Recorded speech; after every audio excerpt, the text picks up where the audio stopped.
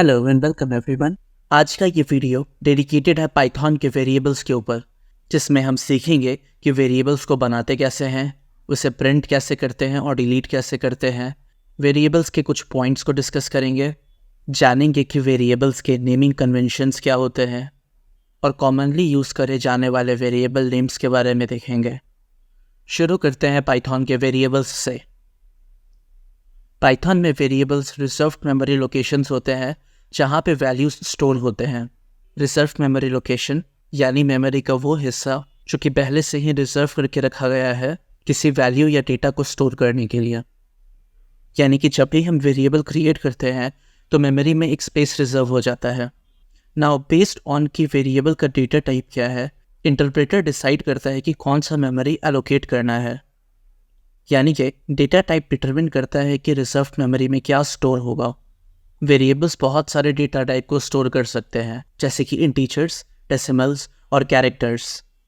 Computer memory में अलग अलग टाइप्स के डेटा आइटम्स स्टोर होते हैं और हर एक डेटा आइटम्स का यूनिक एड्रेस होता है। मेमोरी एड्रेसेस अंदर से बाइनरी फॉर्म में रिप्रेजेंट किए जाते हैं और डेटा भी बाइनरी में स्टोर होता है, क्योंकि कंप्यूटर्स बाइनरी प्रिंसिपल पर काम करते हैं, यानी 0 और 1 पर। असेंबली लैंग्वेज का यूज़ करके डेटा आइटम्स और मेमोरी एड्रेस को मशीन लैंग्वेज के इंस्ट्रक्शन में कन्वर्ट किया जा सकता है, लेकिन ज़्यादातर लोगों के लिए ये बहुत मुश्किल होता है। डायरेक्टली मेमोरी आईडी को यूज़ करके डेटा को एक्सेस करना बहुत इम्प्रैक्टिकल है। इसीलिए उन मेमोरी लोकेशंस को हम कुछ नाम दे देते हैं और उस नाम को यूज़ करके हम डेटा को एक्सेस कर सकते हैं, जो कि ज़्यादा प्रैक्टिकल है। जैसे कि मान लीजिए हमारे पास दो डेटा है, एक मंडे और एक 2024। मंडे को हम डे से लेबल करते हैं और 2024 को ईयर से, और ये करने के लिए हम असाइनमेंट ऑपरेटर का यूज़ करते हैं। और अगर आप ये जानना चाहते हैं कि मेमोरी का वो एड्रेस कहाँ है जहाँ पर आपका असाइन करा हुआ डेटा स्टोर है, तो उसके लिए पाइथन में हम id नाम का फंक्शन यूज़ कर सकते हैं।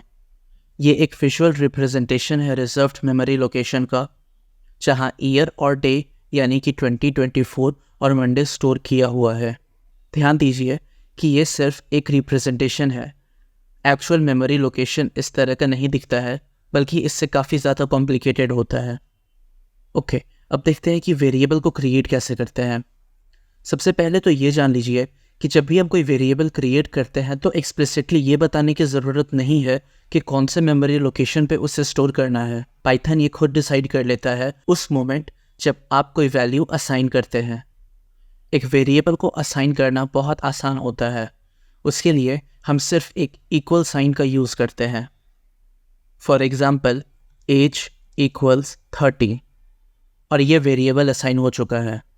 अगर आप ये जानना चाहें कि ये वैल्यू कहाँ स्टोर हुआ है, तो उसके लिए आप id फंक्शन का यूज़ कर सकते हैं। और जब हम इससे प्रिंट करेंगे तो हमें दिख गया कि इस पर्टिकुलर एज कौन से पर्टिकुलर मेमोरी id पर स्टोर करके रखा हुआ है। एक चीज़ का ध्यान दीजिए कि अगर हम कोई वेरिएबल असाइन कर रहे हैं तो इक्वल टू के लेफ़्ट साइड में हमेशा वेरिएबल का नाम रहेगा और राइट साइड में जो हम स्टोर करने वाले हैं वो रहेगा। यानी ये एक सही तरीका है वैल्यूज़ को स्टोर करने का। अगर हम ऐसा करें कि 30 इक्वल्स एज लिख दें तो ये गलत होगा और हमें यहीं पे वार्निंग मिल जाएगी जब हम इसे प्रिंट करना चाहेंगे। तो सी सिंटैक्स एरर, तो ये कभी नहीं करना है, नेवर डू दिस। इसी तरीके से हम और भी वैल्यू स्टोर कर सकते हैं, जैसे हाइट इक्वल्स 59 और नेम इक्वल्स मोगली। एक और चीज़ यहाँ ध्यान दें कि अगर हम कोई स्ट्रिंग स्टोर कर रहे हैं तो हमेशा उसे डबल कोट के अंदर लिखें। अगर मैं डायरेक्टली यहाँ मोगली लिख दूँ या कोई भी स्ट्रिंग लिख दूँ तो यहाँ हमें एरर देखने को मिलेगा। सी, ये एक एरर हमें देखने को मिल रहा है, नेम एरर। अगर हम ये ना लिख करके इसे डबल कोट के अंदर लिखें तो हमें कोई भी एरर देखने को नहीं मिलेगा। अब किसी भी डेटा को हम अगर प्रिंट करना चाहते हैं तो एज़ यूजुअल हम प्रिंट फंक्शन का यूज़ करेंगे। अगर हम प्रिंट एज लिखें तो एज प्रिंट हो जाएगा। अगर हम प्रिंट हाइट लिखें तो हाइट प्रिंट हो जाएगा। अगर हम प्रिंट नेम लिखें तो नेम प्रिंट हो जाएगा। और अगर हम चाहें तो तीनों एक साथ प्रिंट कर सकते हैं, और यहाँ तीनों एक साथ प्रिंट हो गया है। तो सिंपल है, अगर हम वेरिएबल बनाना चाहते हैं तो इक्वल टू साइन का यूज़ करेंगे, और अगर हम प्रिंट करना चाहते हैं तो प्रिंट फंक्शन का यूज़ करेंगे। मैं ज़रा प्रॉपर हेडिंग दे दूँ ताकि आपके लिए आसान रहे। ओके, तो देखते हैं कि अगर हम वेरिएबल को डिलीट करना चाहें तो वो कैसे होगा। डिलीट करने के लिए हम del कीवर्ड का यूज़ करेंगे, और del के बाद हम जिस भी वेरिएबल का नाम लिखेंगे वो डिलीट हो जाएगा। फॉर एग्ज़ाम्पल, अगर मैं del एज लिखूं और इसे एग्जीक्यूट करूं तो अब एज डिलीट हो चुका है। यहाँ पर अगर मैं एज को एक्सेस करना चाहूँ तो मुझे एक एरर देखने के लिए मिलेगा, नेम एरर, कि एज डिफाइन ही नहीं है। अब आप ये सोचेंगे कि यहाँ पर तो एज प्रिंट हो जा रहा है विच इज़ 30, लेकिन यहाँ पर नेम एरर क्यों आ रहा है? तो वो इसलिए क्योंकि डिलीट के पहले एज जो कि वेरिएबल में ऑलरेडी स्टोर्ड है, तो पाइथन को पता है कि उसका लोकेशन क्या है और वो उसे आराम से प्रिंट कर देगा। और जब वो एक बार डिलीट हो चुका है और उसके बाद अगर आप एक्सेस करना चाहें तो पाइथन बोले अरे कहना क्या चाहते हो, और आपको ये नेम एरर ला के दे देगा। ऑलराइट, और अगर आप चाहें कि आप एक बार में एक नहीं बल्कि मल्टीपल वेरिएबल्स डिलीट करना चाहते हैं तो वो भी आसान है, बस del लिख करके उन सारे वेरिएबल्स के नाम कॉमा देते हुए लिखने हैं। फॉर एग्जांपल, मैं एज तो डिलीट कर चुका हूँ, अब यहाँ पर नेम और हाइट रह रहा है, तो अगर मैं लिखूँ नेम और हाइट और अब इसे मैं एग्जीक्यूट करूँ तो नेम और हाइट भी डिलीट हो चुका है। अब मैं इसे थोड़ा कमेंट कर रहा हूँ, और अब अगर मैं नीचे प्रिंट करना चाहूँ हाइट तो ये मुझे एरर देगा कि हाइट तो डिफाइंड ही नहीं है। और सेम चीज़ अगर मैं नेम के साथ भी करूँ तो यहाँ पर मुझे एरर देखने को मिलेगा कि नेम तो डिफाइन ही नहीं है। मैं चाहूँ तो दोबारा इसमें कोई और वैल्यू असाइन कर सकता हूँ। फॉर एग्जांपल, मैं ABC करूँ, और अगर मैं अब इसे प्रिंट करूँगा, मैं इसे थोड़ा कमेंट कर लेता हूँ ताकि कोई एरर ना देखने को मिले, तो यहाँ पे मुझे सक्सेसफुली ABC देखने को मिल रहा है, जो कि मैं एक नया नेम असाइन करा हूँ। अब वेरिएबल के बारे में कुछ और पॉइंट्स मैं डिस्कस करना चाहता हूँ। पाइथन में टाइप करके एक फंक्शन होता है जो कि हमें बताता है कि हमारा डेटा का टाइप क्या है, कि क्या वो स्ट्रिंग है या इंटीजर है या फ्लोट है। यहाँ पर एक चीज़ का ध्यान दीजिए कि मैं बस टाइप लिख करके इसके अंदर अगर मैं कुछ लिखूँगा तो मुझे कुछ भी देखने को नहीं मिलेगा। इसका कारण ये है कि मैं कमांड दे ही नहीं रहा हूँ कि इसे प्रिंट भी करना है, मैं बस ये कह रहा हूँ कि इसके टाइप को देखना है। अगर मैं चाहता हूँ कि इससे मैं प्रिंट कर लूँ तो यहाँ प्रिंट लिख करके अगर मैं एग्जीक्यूट करूँगा तो समझ गया कि ये स्ट्रिंग टाइप है, और जो कि सही बात है, ABC एक स्ट्रिंग टाइप है। अगर मैं यहाँ पर 12 लिख दूँ और इसे इसके बाद एग्जीक्यूट करूँ तो यहाँ मुझे इंट दिखाएगा, और अगर मैं यहाँ पर 12.5 करके इसे एग्जीक्यूट करूँ तो ये मुझे फ्लोट दिखाएगा। तो एक तरह से हमें टाइप बताता है कि स्टोर डेटा का टाइप क्या है, क्या वो इंटीजर है या फिर फ्लोट है या फिर स्ट्रिंग है। इसे मैं थोड़ा नीचे कर देता हूँ ताकि ऑर्गेनाइज रहे।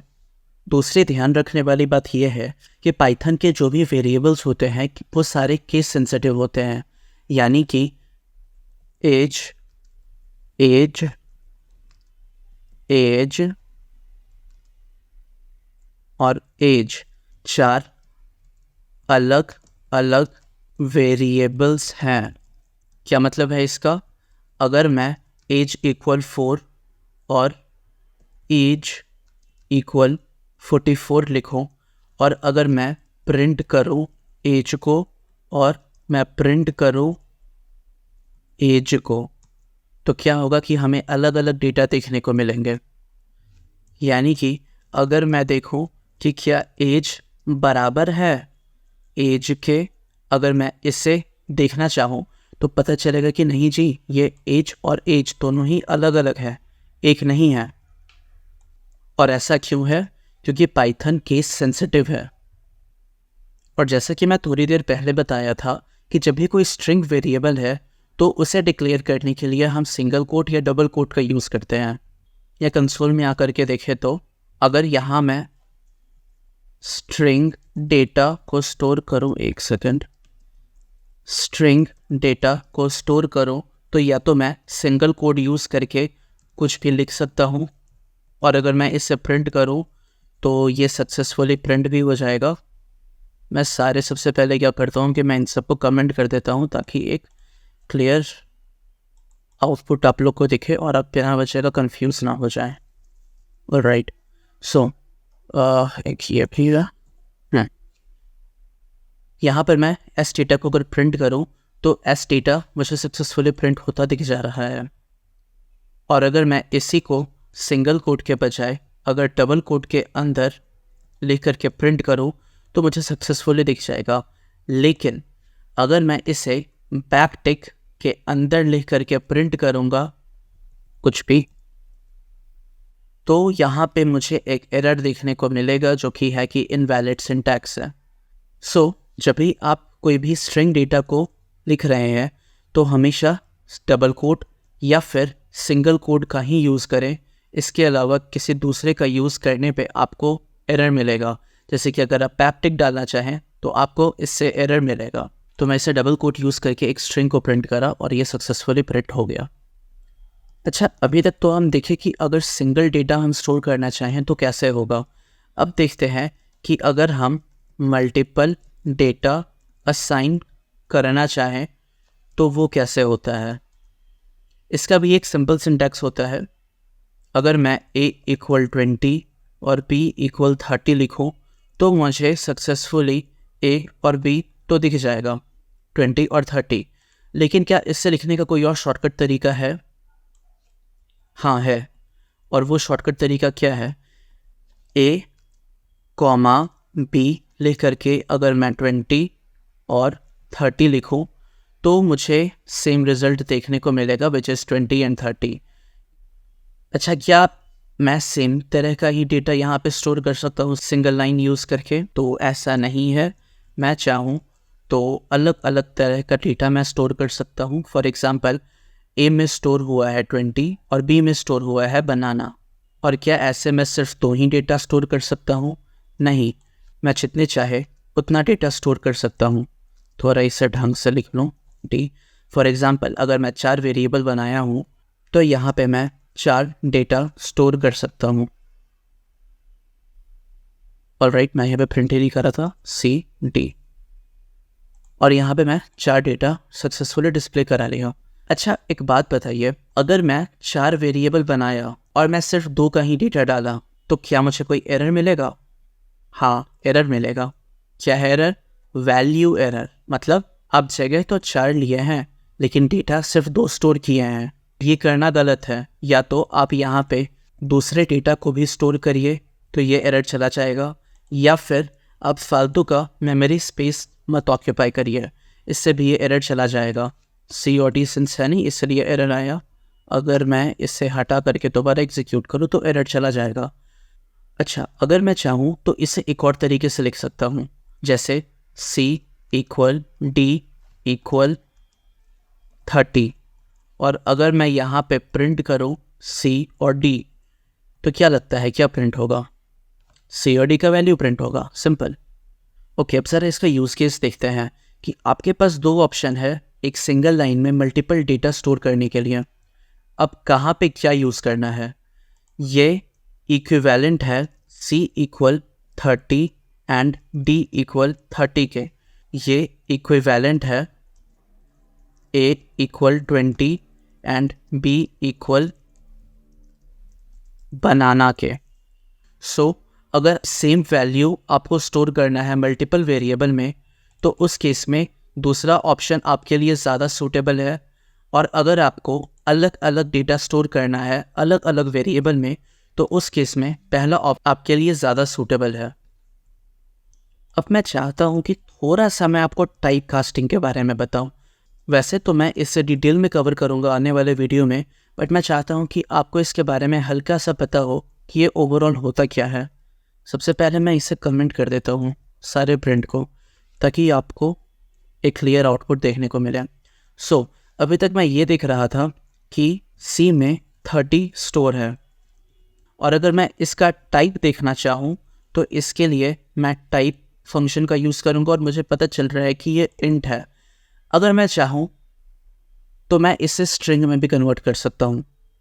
उसके लिए मुझे क्या करना होगा कि मैं इसे दोबारा नीचे लिख करके इसके पहले लगाऊंगा str, और इससे क्या होगा कि जो मेरा इंट है वो स्ट्रिंग में कन्वर्ट हो जाएगा।